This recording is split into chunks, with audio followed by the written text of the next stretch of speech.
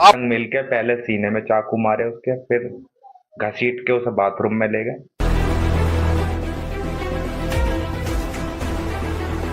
दोस्तों नमस्कार। उत्तर प्रदेश के मेरठ में हुए सौरभ राजपूत हत्याकांड के बाद अब एक एक कर कई इस मामले में खुलासे हो रहे हैं। आज एक और चौंकाने वाला खुलासा हुआ है जो सौरभ राजपूत की पत्नी मुस्कान को लेकर हुआ है। मुस्कान दरअसल उसके पिता माता, शुरू में जिस तरह से उनका बयान निकलकर सामने आया था, वो आंसू वो दिखा रहे थे कि मैं अपने दामाद को इंसाफ दिलाना चाहता हूं। मुस्कान की मां और पिता दोनों चीख चीख कर हर एक चैनल को इंटरव्यू दे रहे थे और कह रहे थे कि मेरी बेटी बहुत बदतमीज है, मेरी बेटी ने गलत किया, मेरी बेटी जैसा बच्चा किसी को भगवान ना दे, और तमाम तरह की बातें कर रहे हैं। बहुत अच्छा बच्चा था, बहुत अच्छा लड़का था, दामाद मेरा हीरा था, और ऐसा रो रहे थे भाई साहब कि पूछो मत। लेकिन जैसे जैसे ये केस आगे बढ़ रहा है, इन्वेस्टिगेशन आगे बढ़ रही है, वैसे वैसे इस मामले में भाई साहब एक एक करके ऐसे खुलासे हो रहे हैं कि कौन सच्चा कौन झूठा, किसी पर भी विश्वास इस केस में नहीं कर सकते हैं।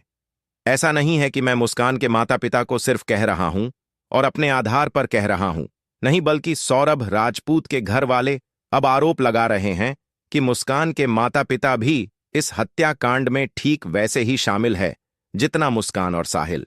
तो क्या सच में इस पूरे मामले में मुस्कान के माता पिता इस हत्याकांड में शामिल हैं? क्या 5 लोगों को जिस तरह से मांग की जा रही है कि 5 लोग इस केस में ऐसे आरोपी हैं जिन्हें फांसी की सजा दी जाए, तो 5 लोग कौन हैं, इनके बारे में चर्चा करेंगे। 3 और लोग कौन हैं जिनके बारे में सौरभ राजपूत के माता पिता इस बात की मांग कर रहे हैं। देखिए दोस्तों, जैसा मैंने जिक्र किया कि मुस्कान इस वक्त जेल में है।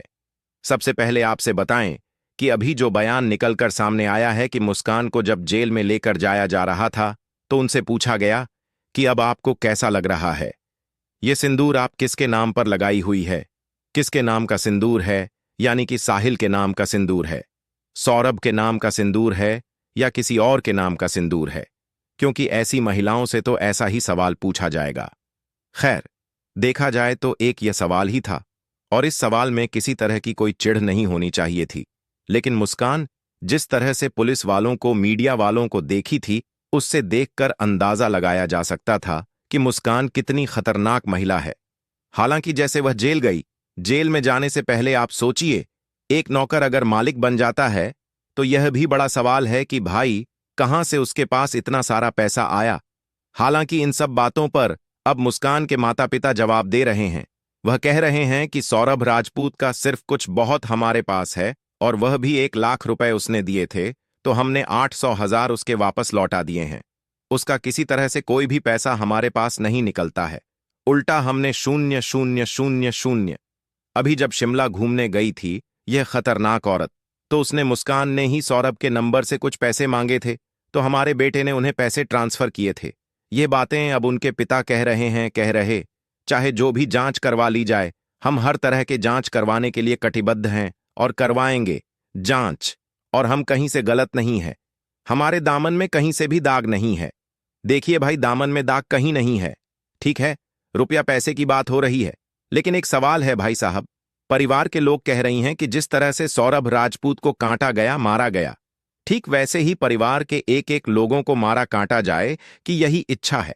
हालांकि यह इच्छा कानून के दायरे से बाहर है, तो इच्छा पूरी तो नहीं होगी और ऐसी इच्छा किसी को रखनी भी नहीं चाहिए।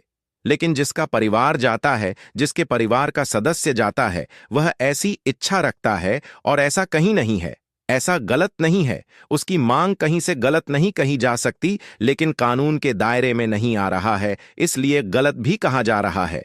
देखिए, इस पूरे मामले में दोस्तों एक और खुलासा हुआ है। ये दोनों हत्यारे, ये दोनों हरामखोर, ये दोनों निर्दय इंसान जब हत्या करते हैं, इतने बड़े बड़े कांड करते हैं, हत्या करने के बाद उसी घर में मतलब संबंध भी बनाते हैं, प्यार भी करते हैं, मोहब्बत भी करते हैं, और फिर टैक्सी बुक करते हैं, वहां से शिमला कसौल, ना जाने कहां कहां जाकर मौज मस्ती करते हैं, अय्याशियां करते हैं। उस ड्राइवर ने बड़ा खुलासा किया है, जो ड्राइवर टैक्सी लेकर इन दोनों को लेकर गया था। ड्राइवर ने एक दावा किया है कि जब मैं इनको लेकर जा रहा था तो यह केक मंगा रहे थे, एंजॉय कर रहे थे। ऐसा लग ही नहीं रहा था इन्हें देखकर कि ये लोग किसी की हत्या करके आए हैं, और इतनी निर्मम तरीके से हत्या करके आए। खास तौर से वह चुटिया वाला जो छपरी है, वो पूरी तरह से एकदम एक्साइटेड था कि अब मैं शादी कर रहा हूं इतनी बढ़िया खतरनाक महिला को। साथ में तो इस तरह की बातें दोस्तों निकलकर सामने आ रही हैं। बहुत सारे लोगों को यह बातें बुरी लग रही होंगी कि उसे चुटिया को क्यों इस तरह से बात किया जा रहा है।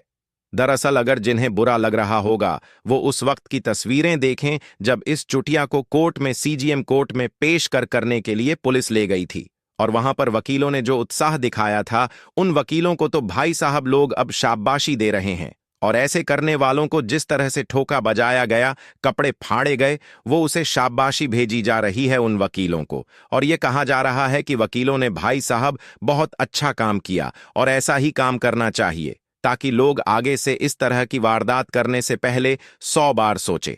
लेकिन यह भी कानून के दायरे में नहीं आता है, तो इसे भी हम सही नहीं कह सकते। गलत ही कह देंगे तो इस तरह की भाई हिंसा कहीं से बर्दाश्त नहीं की जाएगी। यह इस तरह की बातें कर सकते हैं। अब देखिए, रही बात इस महिला की, खतरनाक महिला की, इसके और केस कोरोना में उजागर हुए हैं। सौरभ राजपूत को आज उनका ससुर, आज उनकी सास बहुत अच्छा इंसान कह रही है, बहुत अच्छी बातें कह रही हैं। लेकिन सौरभ राजपूत की बहन ने कहा है कि जब 2 साल उनकी भाभी यहां रह रही थीं, ऐसा कोई दिन नहीं था जब पुलिस कचहरी कोर्ट ये सब ना कर रहे हो। ये लोग हर वक्त पुलिस लेकर पहुंच जाता था इसका बाप। और इस तरह की बातें, मतलब वह कह रही है, आरोप लगा रही है। अब आरोपों की जांच होनी चाहिए। मैं नहीं कह रहा हूं कि मैं ऐसा कह रहा हूं कि भाई वो लोग आरोपी हैं, ऐसा आरोप वो लगा रही हैं। और ऐसा अब इस तरह से कहा जा रहा है कि जांच पड़ताल होनी चाहिए। 2021 में यह महिला किसी लड़के के साथ भाग गई थी, उत्तर प्रदेश के नोएडा में आई थी और यहां 1 हफ्ता या 10 दिन किसी के साथ रात गुजारी यहां पर। और कितने लोग उसके साथ थे, कितने लोगों के साथ वो आई थी, मतलब उसका चरित्र जो है इस तरह से हनन अब किया जा रहा है। अब वह कितना सच है, कितना झूठ है, यह भी जांच का विषय है, लेकिन आरोप लगाया जा रहा है। आप देखिए, कोई भी पति अगर यह देखता है कि उसकी पत्नी 2-2, 3-3 लोगों के साथ फरार होती है, 810 दिन गायब रहती है और वापस आती है, हाथ पैर जोड़ती है और फिर से वह पति वापस उसे रख लेता है।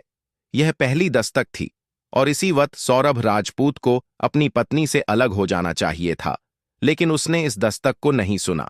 और वह, क्योंकि कहा जा रहा है बहुत इमोशनल थे, और वह अपनी पत्नी को माफ कर दिया उन्होंने, और जितने रुपए पैसे सब था वह देते रहे।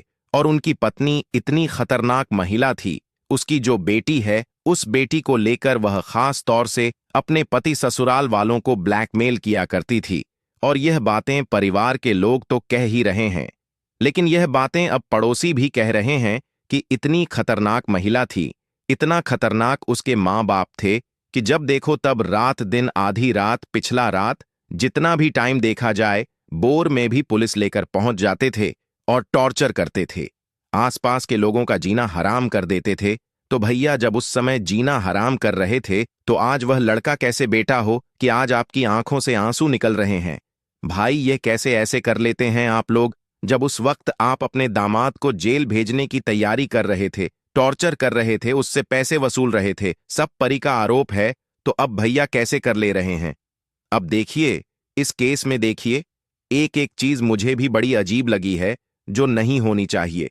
अक्सर देखा जाता है जब इस तरह का कोई केस आता है तो जो बच्चा होता है, इन कपल का बच्चे को लेकर डिमांड की जाती है कि बच्चा लड़के वालों की तरफ रहा रहेगा। ऐसा हमने देखा अतुल सुभाष के केस में, उनके बेटे को लेकर परिवार के लोग मांग कर रहे थे कि भाई बेटा मुझे दे दो। लेकिन इस मामले में जब सौरभ राजपूत की मां से पूछा गया कि क्या बेटी की कस्टडी आप चाहेंगी, जो बेटी है पीहू जिसका नाम है, तो उन्होंने कहा कि नहीं बेटी, बेटा मुझे कुछ नहीं चाहिए, मुझे कुछ भी नहीं चाहिए। सिर्फ और सिर्फ वही बातें हो रही हैं कि सौरभ के पास कितना पैसा था, सौरभ कितना पैसा अपने ससुर को दे चुका है, कितना पैसा अपने सास को दे चुका है, कितना पैसा अपना साले को दे चुका है, कितना पैसा ये लोग उसका खा चुके हैं, और कैसे कितना सोना था, कितना आईफोन था, कितना यह था, कितना वो था। कितना हो सकता है कि परेशान हो, अभी उनको पोती की जरूरत नहीं हो, या फिर यह भी बयान निकलकर सामने आए हैं कि इस पूरे मामले में सौरभ राजपूत की हत्या हो चुकी है, सब लोगों को पता था। और जहां तक मेंशन इस बात का भी किया गया है कि पीहू को भी पता था। यानी उस लड़की को भी पता था भाई, उस लड़की को पता था उसकी गलती क्या है। वह एक छोटी लड़की, वो क्या ही कर सकती है जब बड़े बड़े तुर्रम खान इस तरह से वारदात करके फरार हो रहे हैं। या शिव, वह बेचारी छोटी सी बच्ची थी, उसकी गलती इसमें कुछ नहीं है। मुझे लगता है कि उस बच्ची को घर वालों को लेना चाहिए, न कि ऐसे लोग को देना चाहिए जो लोग एक दूसरे मुस्कान तैयार करें। तो आपको क्या लगता है, क्या जो बच्ची है इन सौरभ राजपूत के उस खतरनाक महिला की, उस बच्ची को अपने बाबा दादी के साथ रहना चाहिए, दादाद के साथ रहना चाहिए, या फिर अपने उस नाना नानी के साथ रहना चाहिए जो नाना नानी ऐसी मुस्कान जैसी बच्ची को जन्म देकर उसका हौसला बढ़ाकर उसको इस तरह से खराब नालायक बना दिए थे कि अपने पति को मारती थी, टॉर्चर करती थी, बच्चे को फेंकने की, जान से मारने की धमकी देती थी। खैर, अभी कहानी कहाँ खत्म होती है नहीं पता दो दोस्तों, लेकिन जितना आसान यह सब कुछ दिख रहा है उतना आसान है नहीं। जो तस्वीरें अभी दिख रही हैं वह तस्वीरें वाकई में सच नहीं है। अभी इस केस में आगे बहुत ऐसा कुछ निकलकर सामने आएगा जो इन दोनों के अलावा और भी कई राज ऐसे हैं जो खुलते हुए दिखाई देंगे। आपका क्या कहना है? अपने विचार रखिएगा। नमस्कार। जय हिंद।